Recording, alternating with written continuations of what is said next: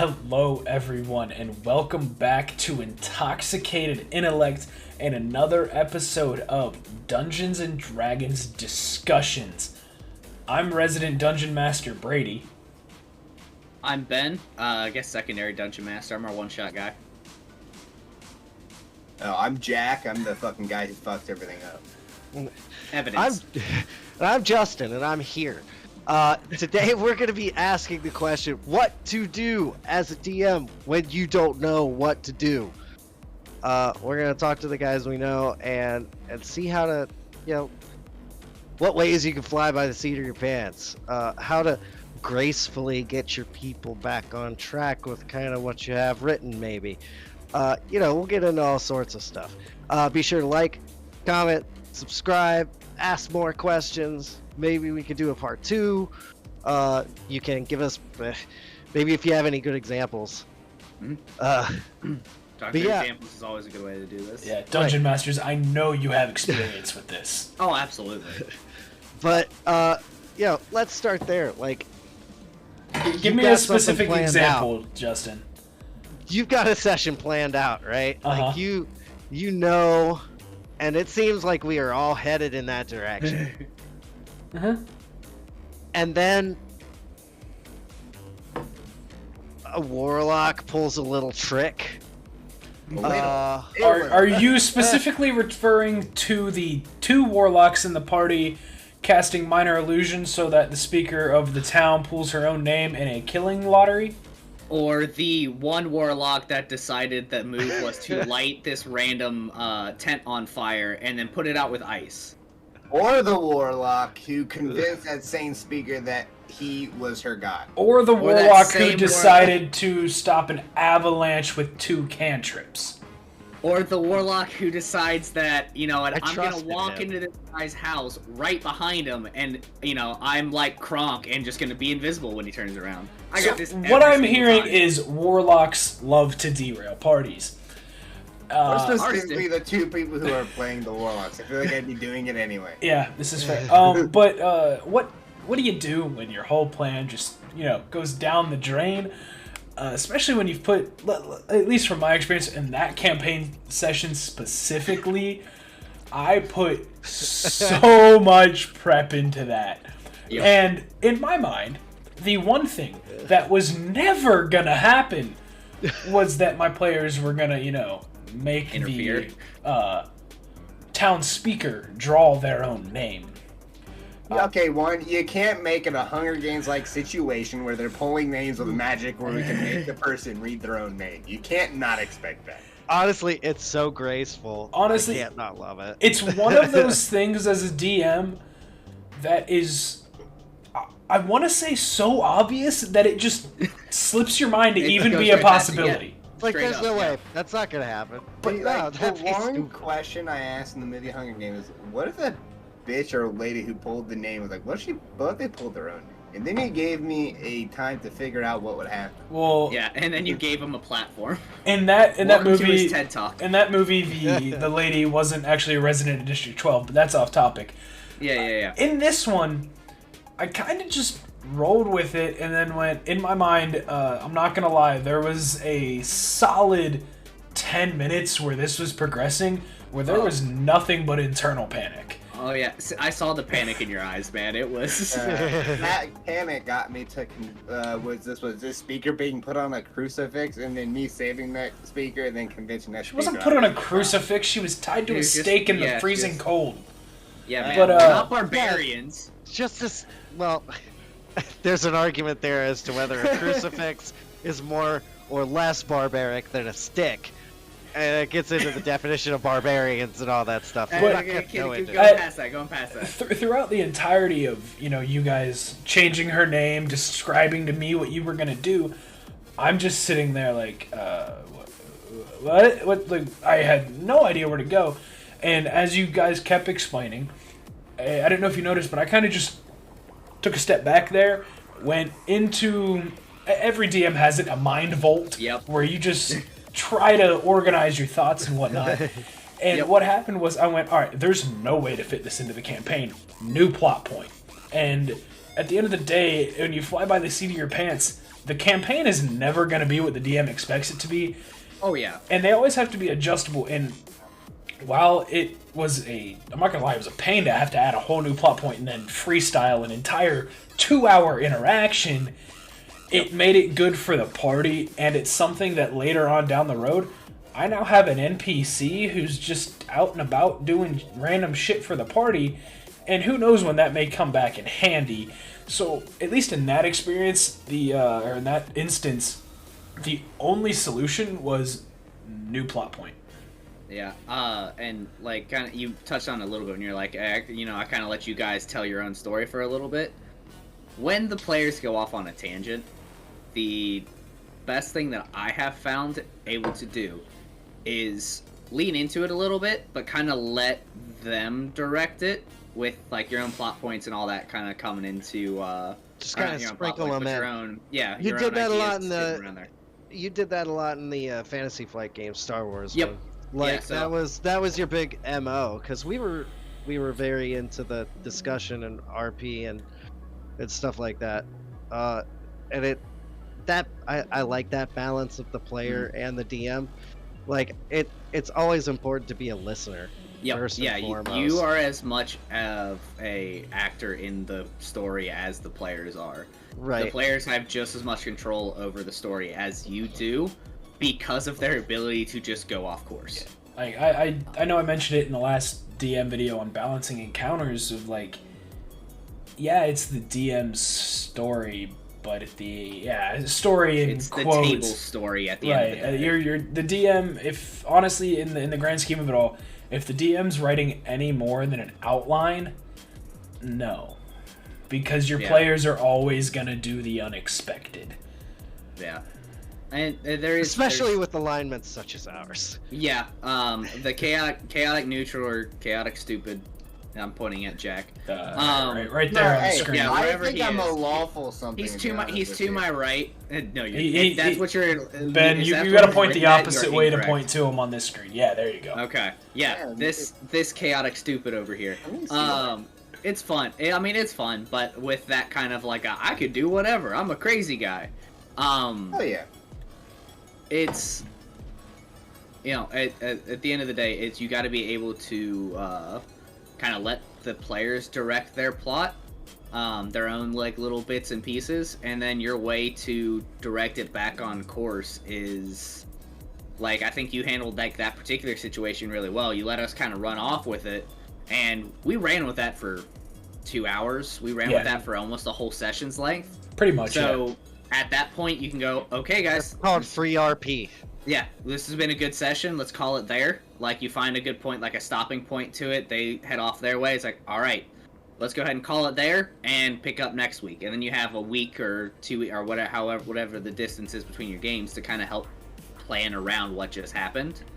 But other than that, you have, I always run within my back pocket a couple ideas for like, not like plot hooks so much as like emergencies, things that are so shocking that they happen that no matter what, your players who are supposed to be these powerful or like these adventurers are going to see that and go, what's going on? We have to go check this out. We need to stop this doing it, wrap it up, and let's go. Mm-hmm. And stuff like that can be used. Like I usually keep in my back pocket is like if the players go off course during these different sections that I have, this can happen to draw them back over here and then can run off that way, or this can happen to get them out of the woods, or what have you. It seems like so as a DM, and you think of like the person that looks at every little single detail in, say, an escape room, for example. Right.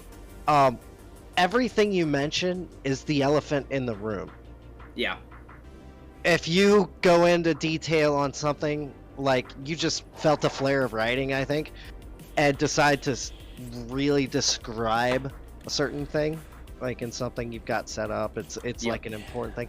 Like, people are gonna lock on to that. It's like, why is he talking about this so much? Yeah, DMs, if you don't want your players to focus on something, write it off as quickly as possible. Yeah, just it happened and move on. Do not give it any more detail, because in the tavern, they're never going to go to the hooded cloaked figure if Boblin the Goblin is standing in the other corner.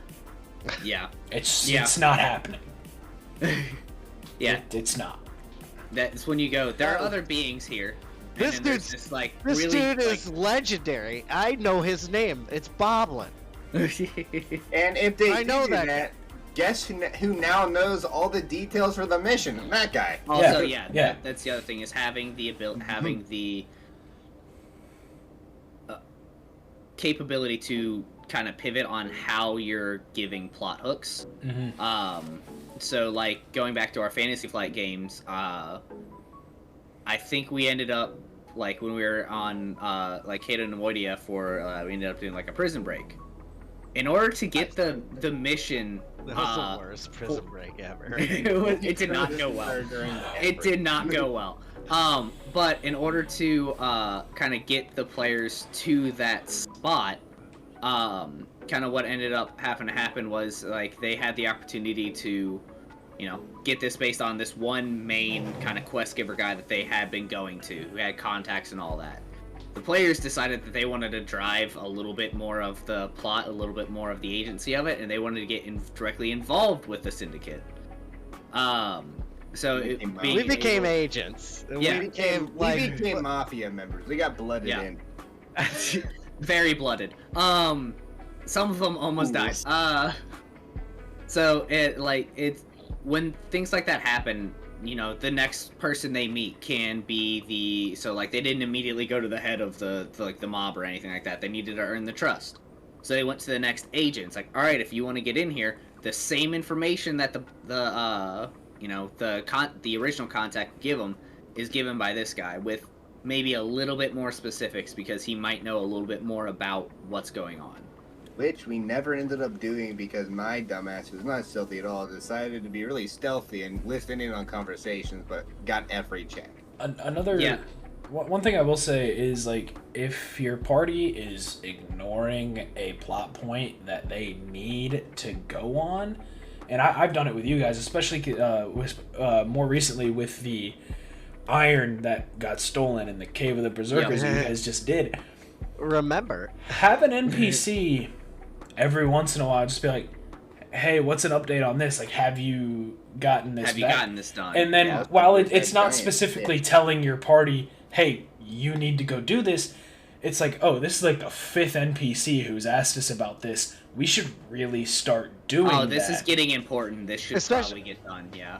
And that's part of, like, you know, you have a really big town, but your party's not going to any more than 3 people.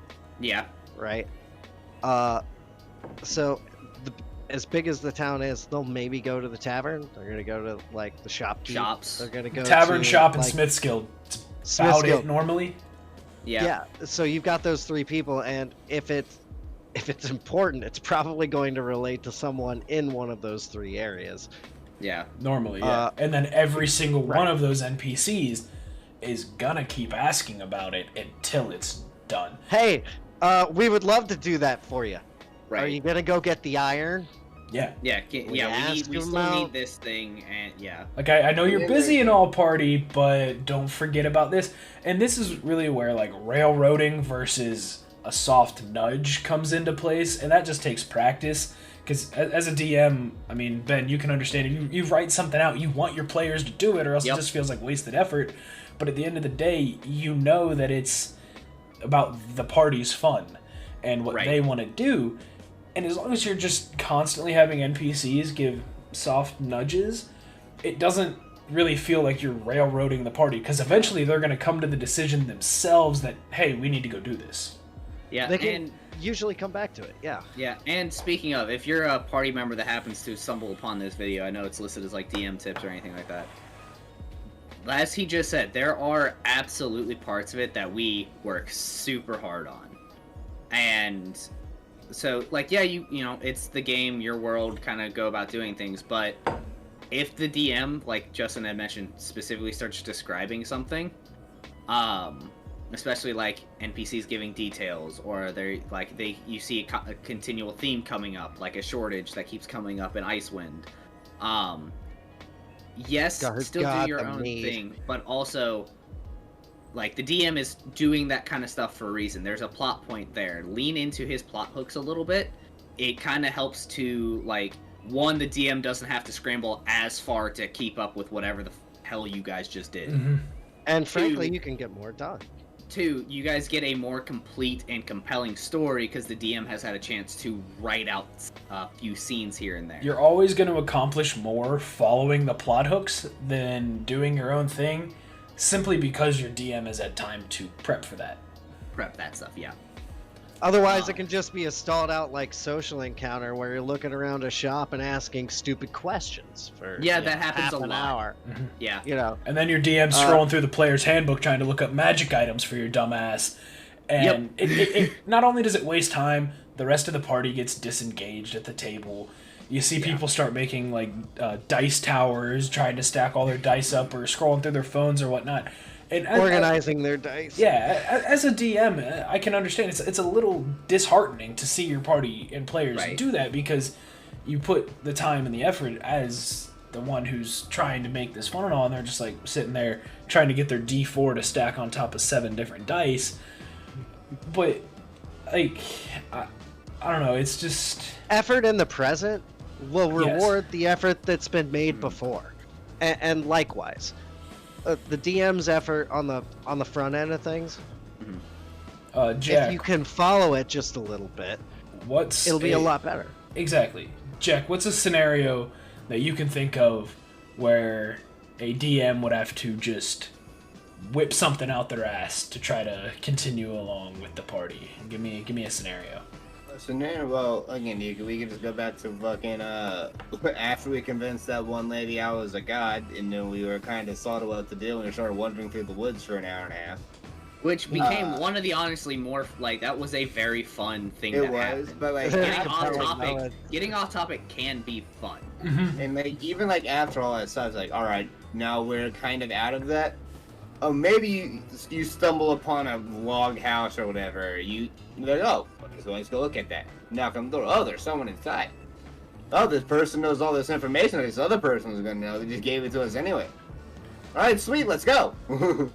DMs, your best friend is your party not knowing your world. Like, from personal experience, trying to keep secrets from my party about plot points that I've created is the hardest thing imaginable. Yep.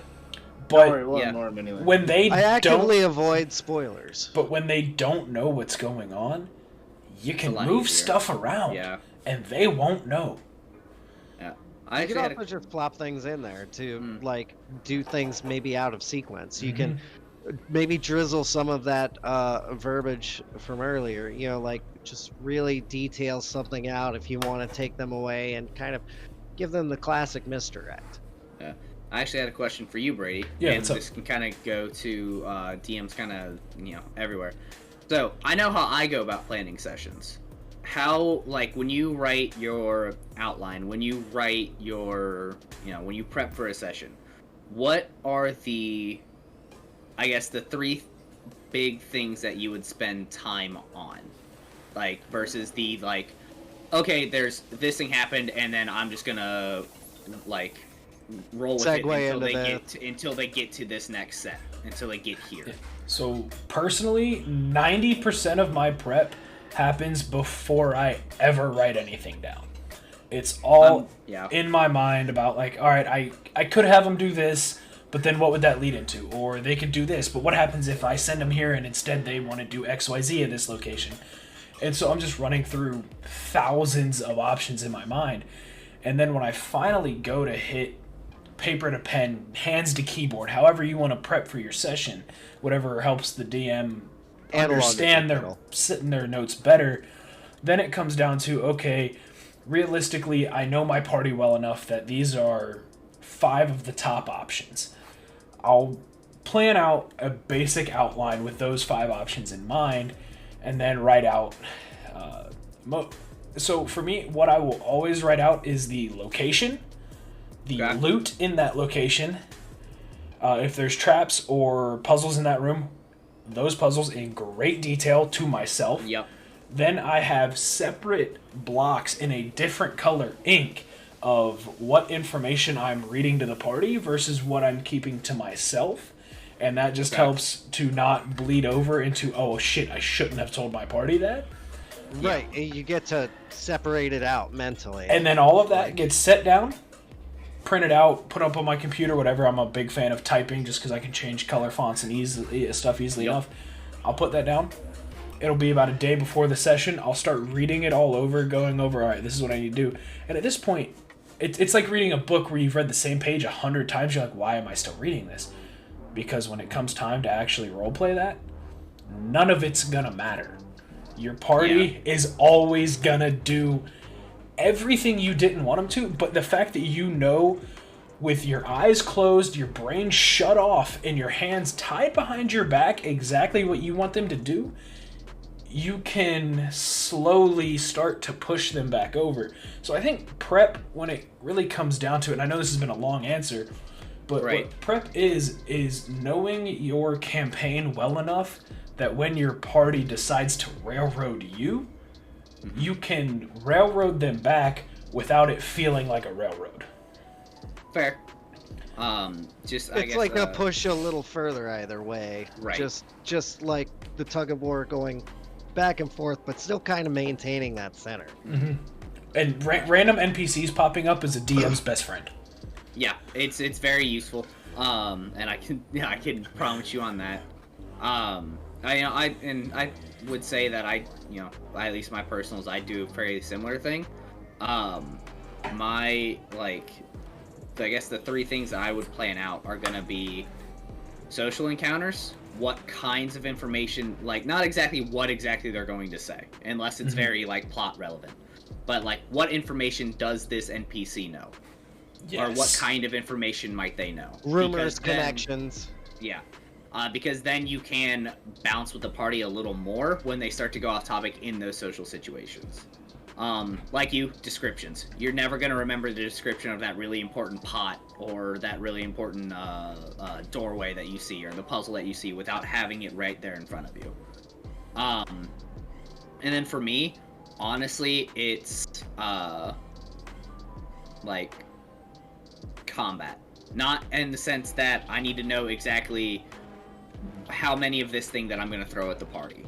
A lot of that comes kind of off my head as I'm rolling it. But I have the blocks I need. So, like, for example, during our one-shot, our Halloween one-shot, I had the zombie stat block, the necromancer stat block, and the human stat block, the, human hybrid stat block. That was all that I had planned out of those encounters. Everything else was, as the party rolled up to it, there's this, there's this, there's this, and now some of that's experience with coming from DMing, but you can as you get a feel for how your party's wanting to fight, you can get a feel for you don't need to plan out exactly every move that's going to happen in combat, because just like in social encounters, you start planning out everything in combat, you're going to be wrong. Yep. It's going to be real bouncing off what you just said, Ben. Knowing your NPC stat block is highly important, because even in Icewind Dale, when Burry got turned into a werewolf or werebear, I didn't read the bite attack in full detail before having Robert bite you. And it was only after you went down, were dead, that I fully read that stat block and then went, oh shit, Ben, you and I need to talk because there's a way your character might not die. The prehistory. You're hearing a bit of it right now, folks. And that's just a slight oversight as a DM, because you have a million other thoughts going through your mind while you're prepping everything. You're like, oh, I'll have the stat block pulled up in front of me as this combat's happening. It's fine, whatever. And then you're like, oh fuck, I really should have read that more. I've created more problems. I've created a furry rock. I've created a furry, angry rock. And then after that, we had a Earth Genasi who couldn't control the curse of lycanthropy, because why would he be able to if he's a brand new werebear? Right, yeah. DMs, trust me, more prep is always better, because that way when you fly by the seat of your pants, you don't create more problems for yourself. Yeah. Don't plan everything in nitpicking detail, but have a good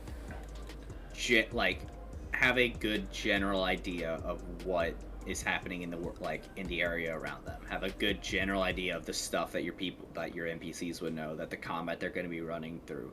Because a lot of that, once you know that stuff and you got that down, the rest of it you can kind of pick up, drop off, you can do a lot of different things in that. And like a guitar solo, you just need the key and the scale, and you can go all sorts of places and get real creative with it. But you've still got a few your baseline better spots. And I just had a friend message me earlier today, actually, going, "Hey, I'm gonna be starting DMing with a group of people and XYZ," and I'm thinking to myself, "That's fantastic! Like, players, if you want to DM."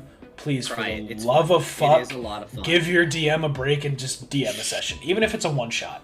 Yeah, DM's it's gonna a lot of you. fun to DM. But my advice for people starting DMing for the first time, like I played one session of D&D and went, I want to DM. And something I wish somebody would have told me before I did that was 90% of being a DM is flying by the seat of your pants. Yeah, you got to be able to roll with it. You have to be good at improv. Yeah. And not even that you have to be good at improv. You have to be willing to improv. Mm-hmm. If you're unwilling to improv, the story's gonna halt, stutter, and all of that. When it comes down to it, you have to be able to go, okay, this is what's happening. I'm just kind of going for it. You're playing with friends. No one's gonna make fun of you. No one's gonna do anything like that. At the end of the day, you guys are hanging around a table. You're having fun. That's it. And if you're over 21, odds are everyone at your table's most likely having a beer or two. Yeah, which also helps. It makes it easier. Helps when you're trying to fumble through a scene that you weren't prepared for. Also helps you kind of just be like, all right, we're just gonna. I got a lot of things to deal with. It helps to have that mental flexibility, as it were. That being said, not necessary to do it. Not necessary for do it. Drink responsibly, goddammit. Of course. But I guess in closing, my big advice to a DM is just know the outline you've made and be able to adjust that outline to your player's actions. Yeah, know your baseline information. From there, everything else is just build off what the players are doing and use your baseline knowledge to make it more interesting. And I feel as though, like, if they're at lower levels and you're just getting started out, and you start at maybe level 1 or level 3, it should be easier to kind of keep them on track. There's a lot fewer, like, real weird things they can throw in your face. A level 20 party can fuck a DM's life up a lot more than a level 3 party can. Yeah. And I also want to say, like, as we get to the end of this, that, like, flying by the seat of your pants is kind of the prerequisite for running a one-shot. Oh, definitely. Yeah. You're not trying, like, I want that to be said. I thank you for that. But, like, you can't go from one place to another and get a lot done if you're not willing to just really go with that ebb and flow. If you have a plan for a one shot, it better be a loose one. Yeah. I feel one more thing, and this brings me back to Ben's last year's Christmas one shot. He started it off with a sled race because we had a bunch of new players, and you wanted to get people familiar with the mechanics of dice rolls and modifiers and everything else. Yep. Well, a couple of us said, fuck you, DM, I'm going to use a bunch of my spell slots on this one sled race. Yep. And so when we finished that sled race and went through the portal or whatever we went through, the hot chocolate you had an elf give us immediately restored us to what a long rest would.